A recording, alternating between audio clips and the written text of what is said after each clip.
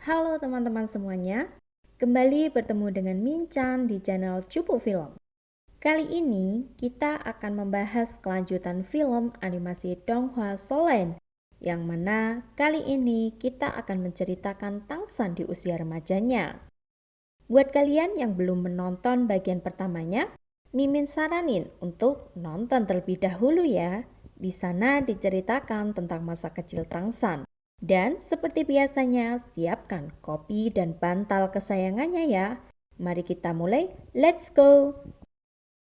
Di awal film terlihat Tangsan yang sudah remaja setelah 5 tahun ditinggal sang ayah. Ia bersama Xiaowu sang adik angkatnya telah menyelesaikan pendidikan di Akademi Naoding. Mereka akan mendaftar di akademi di jenjang yang lebih tinggi. Meskipun banyak pilihan akademi, mereka akan mendaftar ke Akademi Shrek sesuai dengan arahan dari Master Xiao. Karena perjalanan yang jauh, mereka memutuskan untuk beristirahat di sebuah hotel yang ternyata cuma tersisa satu kamar di sana. Saat hendak memesan kamar tersebut, dari belakang datang seorang pria playboy dan menyela ingin mengambil kamar tersebut. Pria ini bernama Dai Mubei. Xiaowu yang merasa telah pesan terlebih dahulu tidak terima, namun Dai Mubei pun tidak mau mengalah, sehingga membuat suasana semakin panas dan akhirnya terjadilah pertarungan untuk memperebutkan kamar tersebut. 鬼影离纵，和你好好较量一下。千年 Dijelaskan bahwa Dai Mubei ini adalah seorang master roh berjenis hewan harimau putih dengan kekuatan yang berada di level 37. Sedangkan Tangsan adalah master roh berjenis tanaman rumput biru perak di level 29. Namun, jenis roh pelindung dan perbedaan tidak bisa menentukan pemenang dalam sebuah pertarungan. Pertarungan berjalan sengit, dengan rumput biru perak beracun milik Tangsan dapat menekan Dai Mubei. Namun, Dai Mubei ternyata menyembunyikan kekuatan aslinya dengan mengeluarkan kemampuan cincin ketiga, sehingga racun dari rumput biru perak Tangsan tidak mampu melukai Dai Mubei. Kini pertarungan berbalik dan perbedaan kekuatan jelas terlihat kali ini. Meskipun terlihat angkuh, namun Tangsan menyadari bahwa sebenarnya Dai Mubei bukan orang yang jahat. Dai Mubei mengatakan pada Tangsan selamat datang di akademi. Lalu dia pergi meninggalkan Tangsan. Setelah itu, Tangsan dan Xiaowu beristirahat di dalam kamar. Di sana Tangsan bermeditasi dan membayangkan seseorang yang pernah ia lawan di masa lalu, yang mana kekuatannya mirip dengan kekuatan Dai Mubei. Namun, Tangsan dapat mengalahkannya hanya dengan satu serangan dengan menggunakan senjata jarum emas yang dapat menembus pertahanannya. 到我唐门，善 Esok harinya, Tangsan mengajak Xiaowu berkeliling kota untuk mencari material yang dapat digunakan untuk senjata rahasianya. Dan sampailah mereka ke sebuah toko barang antik. Di sana, Tangsan melihat bongkahan batu rambut kristal yang istimewa yang berusia 10.000 tahun. Si pemilik toko yang tahu Tangsan menyukai batu tersebut mempermainkannya dengan memberikan harga yang sangat mahal. Namun, setelah ia tahu kalau Tangsan memakai sabuk dari Master Xiao, ia pun memberikan batu tersebut secara cuma-cuma. Sekembalinya ke kamar, Tangsan lalu menghancurkan batu rambut kristal tersebut dan membentuknya menjadi beberapa jarum emas untuk dijadikan senjata rahasianya. Setelah itu, Tangsan dan Xiaowu melanjutkan perjalanan ke Akademi Shrek. Di sana banyak para pendaftar yang tidak diterima karena pemilik akademi hanya menerima orang yang level kekuatan di atas 21. Akademi Shrek dikenal sebagai Akademi Monster. Rupanya, Dai Mubei merupakan murid senior di sana. Ia menunjukkan kekuatannya yang seketika membuat para pendaftar menjadi pesimis.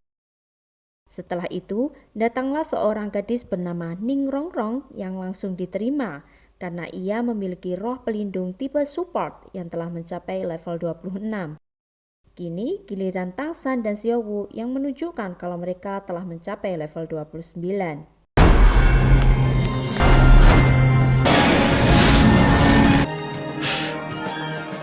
Dai Mumbei diperintahkan untuk mengantar mereka menuju tes berikutnya karena untuk menjadi murid Akademi Shrek, mereka harus lolos dalam 4 tes.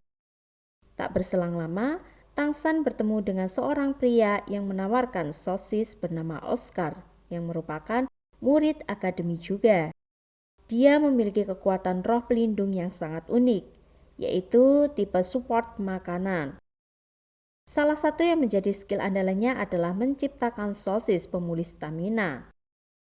Tak lama berselang, Dai Mumbei membawa satu lagi pendaftar yang lolos tes tahap pertama, yang bernama Su Ying. Ia telah mencapai level 27 dengan kekuatan roh pelindung jenis hewan kucing neraka. Mereka berempat dibawa Dai Mumbei untuk mengikuti tes terakhir karena kekuatan mereka berempat yang dinilai sudah sangat kuat, sehingga tak perlu mengikuti tes kedua dan tes ketiga. Di dalam perjalanan, Dai Mumbei menjelaskan bahwa akademi berdiri sejak 20 tahun yang lalu secara independen tanpa terikat dengan kerajaan manapun, dan tercatat hanya memiliki 42 murid sejak didirikan, sehingga rata-rata hanya menerima 2 murid saja per tahun. Hal inilah yang menjadi alasan mengapa akademi ini sangat miskin, bahkan terancam tutup kalau tanpa sponsor. Dan sang kepala akademi memegang prinsip bahwa lebih baik akademinya ditutup daripada hanya menerima orang-orang lemah. Bahkan, akademia juga memiliki standar yang tinggi dengan menargetkan bahwa seorang siswa harus bisa mencapai level lebih dari 40 sebelum berusia 20 tahun, sehingga hanya 14 orang yang berhasil lulus sejak akademi didirikan. Sisanya tidak mampu mencapai level 40. Bahkan ada yang mati saat berburu demi berusaha meningkatkan level. Tibalah mereka di tempat ujian keempat. Dai Mumbei memperkenalkan Guru Zhao, salah satu guru yang sudah mencapai level 76. Karena terlalu bersemangat melihat para murid baru di tahun ini, Guru Zhao pun mengubah tes ke tahap keempat, yang awalnya pertarungan melawan Dai Mumbei, kini justru ia ambil alih dan mereka berempat harus bertarung melawan Guru Zhao kali ini. Guru Zhao merupakan monster yang telah mencapai level 76 dengan kekuatan roh pelindung tipe hewan beruang berbulu emas yang memiliki pertahanan super kuat dan dikatakan sama sekali tidak punya kelemahan, hanya kecepatan yang tidak dimiliki Guru Zhao. Kemudian Guru Zhao menyampaikan aturan, yaitu jika mereka bisa bertahan sampai satu dupa habis terbakar, maka mereka akan dinyatakan lolos. Namun sebaliknya, jika mereka tidak bisa, maka mereka harus pulang. Ia lalu memberikan waktu kepada Tang San dan yang lainnya untuk saling bekerja sama dan berdiskusi sebelum pertarungan dimulai. Mereka berempat membuat rencana kerjasama dimulai dari memperkenalkan kekuatan mereka masing-masing. Setelah berdiskusi, formasi terbentuk dan pertarungan pun dimulai.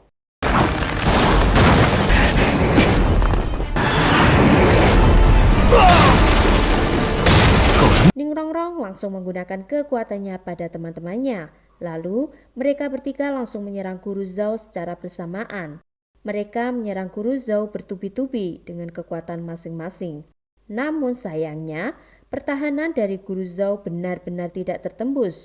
Lanjut dengan meningkatkan kekuatan dan kecepatannya untuk menyerang Guru Zhao. Namun, sejauh ini serangan-serangan mereka masih belum berarti apa-apa. Bahkan, Guru Zhao sama sekali belum menggunakan kekuatan roh pelindungnya.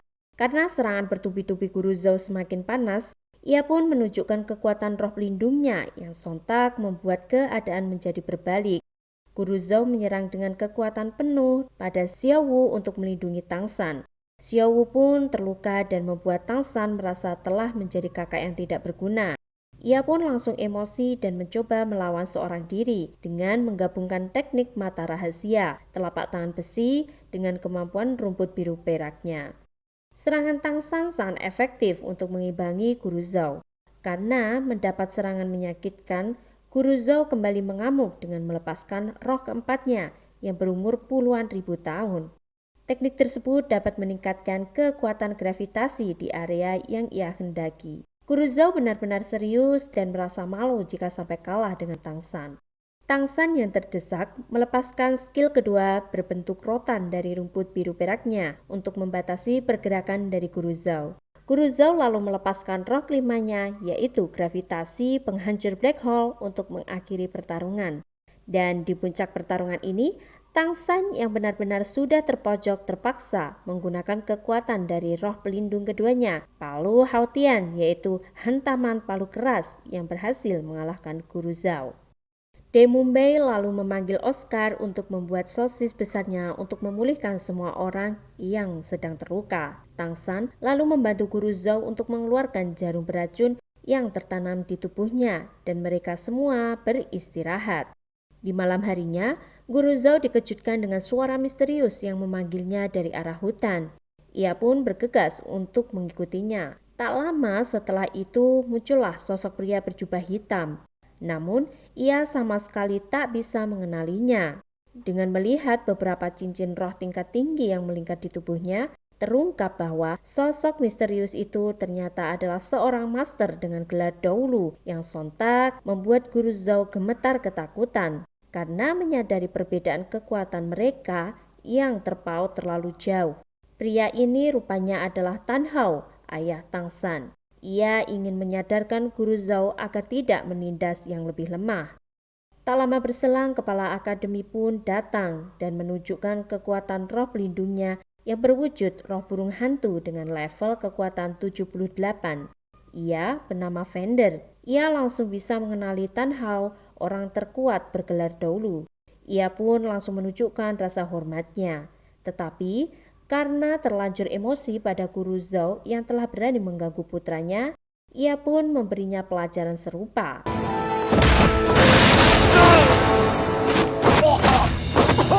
Setelah ia puas mengajar Guru Zhou sampai babak belur, Tan Hao pun pergi dan menitipkan masa depan anaknya di Akademi Shrek. Keesokan harinya, Tang San terbangun dan ditemani senior Oscar yang semalaman menjaganya. Setelah kondisinya membaik, Tang San pergi ke tempat pertarungan sebelumnya untuk membersihkan jarum dan senjata beracun yang ia gunakan untuk bertarung kemarin. Ia berpikir untuk meningkatkan efektivitas dari senjata rahasianya itu karena pasti di masa depannya akan bertemu dengan orang-orang yang jauh lebih kuat. Tang San lalu pergi untuk melihat kondisi Xiao Wu yang ternyata juga sudah membaik. Kemudian mereka berkeliling ke desa. Di sana mereka menyaksikan pertengkaran seorang lelaki gendut dengan pacarnya. Diketahui bahwa pria ini juga murid Akademi Shrek yang bernama Mang Ho Jun. Xiao Wu yang melihat perbuatan kasar Mang Ho Jun terpaksa ikut campur. Begitu pula Mang Ho Jun yang merasa kesal dengan orang-orang yang berani mencampuri urusannya. Tang San pun membela Xiao Wu sehingga terjadilah pertarungan antara mereka. Diketahui, Mang Ho Jun memiliki roh pelindung dengan jenis hewan yang sangat istimewa, yaitu burung ponik. Mang Ho Jun pun langsung melancarkan serangan ayam merah yang keledakannya memiliki daya hancur yang lumayan besar dengan jarak efektif 5 meter. Tang San pun berlindung menggunakan tali akarnya. Karena berjenis api, rumput biru perak milik Tang San tidak mampu melawannya. Sehingga Xiao Wu pun maju dengan kemampuan kecepatan pinggulnya, ia dapat menendang Mang Ho Jun. Situasi semakin panas. Untung saja De Mumbai datang dan menghentikan pertarungan itu. De Mumbai lalu menjelaskan bahwa di Akademi Shrek tahun ini hanya memiliki 3 murid, yaitu dirinya, Mang Ho Jun, dan Oscar.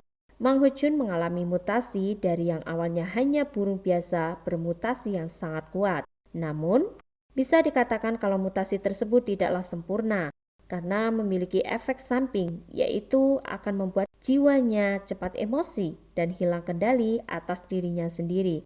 Hal itulah mengapa ia mudah sekali marah. Setelah itu, semua murid baik senior maupun baru dikumpulkan untuk bertemu kepala akademi yang bernama Fender, yang juga merupakan pendiri dari Akademi Shrek. Di awal pidato, Vander mengucapkan selamat datang kepada murid baru yang mulai sekarang akan menjadi bagian dari Akademi Shrek. Ia mengatakan kekuatan adalah hal utama yang dibutuhkan. Kemudian, ia memerintahkan Oscar dan Ningrongrong untuk berlari mengelilingi desa sebanyak 20 putaran dan tidak boleh makan sebelum siang. Pelajaran akan dimulai malam hari dan para murid dibubarkan. Namun Vander mengajak Tangsan bicara empat mata di ruangannya. Vander menanyakan keadaan Master Xiao pada Tangsan dan ia memberikan surat dari Master Xiao kepada Vander. Vander pun tertawa membaca surat itu. Terlihat bahwa keduanya merupakan orang yang sudah saling kenal dan Tangsan merupakan bukti dari penelitian Master Xiao yang dianggap aneh. Sehingga Vander pun menyemangati Tangsan agar tidak mengecewakan Master Xiao. Di tempat lain diperlihatkan sebuah kerajaan yang merupakan tempat asal dari Ningrongrong. Kerajaan itu dipimpin oleh Feng Zi yang mendapat laporan mengenai Ningrongrong yang telah melarikan diri dan memilih bergabung dengan Akademi Shrek. Hal itu cukup baik untuk Ningrongrong belajar dunia luar dan mendapat apa yang dia inginkan. Namun, tak lama kemudian datang seorang bernama Jiansu yang belum percaya pada Akademi Shrek dan mengatakan pada Feng Zi bahwa Jiansu ingin memastikan sendiri kondisi Ningrongrong di Akademi Shrek. Kembali ke akademi, semua murid kembali dikumpulkan, termasuk Oscar dan Ningrongrong yang telah menyelesaikan lari 20 putarannya. Vander lalu menanyakan kepada mereka, apakah mereka berdua telah menyelesaikan tugas yang ia berikan? Dengan ekspresi ragu, Oscar berbohong dengan mencoba melindungi Ningrongrong. Ternyata Vander sendiri diam-diam telah mengawasi mereka. Oscar memang telah menyelesaikan 20 putarannya. Namun, Ningrongrong baru 1 putaran malah pergi jalan-jalan ke kota untuk makan-makan. Hal ini jelas membuat Vander sangat marah karena Ningrongrong melanggar peraturan akademi di hari pertamanya. Vander kemudian memberi 2 pilihan, ingin pergi dari akademi atau meminta maaf dan berjanji tak akan mengulanginya lagi. Akan tetapi, dengan nada angkuh Ningrongrong malah mengatakan bahwa akademi ini hanya akademi kecil dan Vander hanyalah dewa kecil. Vander tersenyum dan kembali mempertegas aturan Akademi Shrek tidak membedakan strata dari kerajaan ataupun orang biasa di sini. Semua murid sama dan harus patuh kepada peraturan akademi. Ningrongrong merasa kesal karena selama hidupnya baru Vander orang pertama yang memperlakukannya seperti ini. Vander menjelaskan bahwa Ningrongrong di sini yang paling lemah. Ditambah dengan keangkuhannya tidak akan dapat menemukan rekan tim yang cocok. Ningrongrong menangis dan berlari meninggalkan mereka semua. Vander meminta Oscar untuk menenangkan dan menghibur Ningrongrong karena tujuan Vander sebenarnya hanya untuk memberinya pelajaran tanpa ada maksud untuk mengusirnya dari akademi. Di malam harinya, para murid diajak Vander ke kota untuk mengikuti sebuah turnamen. Turnamen tersebut adalah sebuah ajang pertarungan para Master Roh yang mungkin memiliki level di atas mereka. Setiap menang 1 kali dapat poin 1, begitu juga jika kalah dikurang 1 poin. Vander meminta para murid Shrek setidaknya memiliki lencana perak atau 100 kali kemenangan. Setiap peserta maksimal bertanding 1 kali dalam sehari, tapi bisa ikut di 2 melawan 2 atau berkelompok. Xiaowu bertanding lebih dulu. Dengan kekuatannya, ia langsung mendominasi pertarungan dan menjadi pemenang. Ini saatnya Tangsan yang akan berhadapan dengan kemenangan. 很被动可惜。力波动的瞬间降低，只是由于我的第一。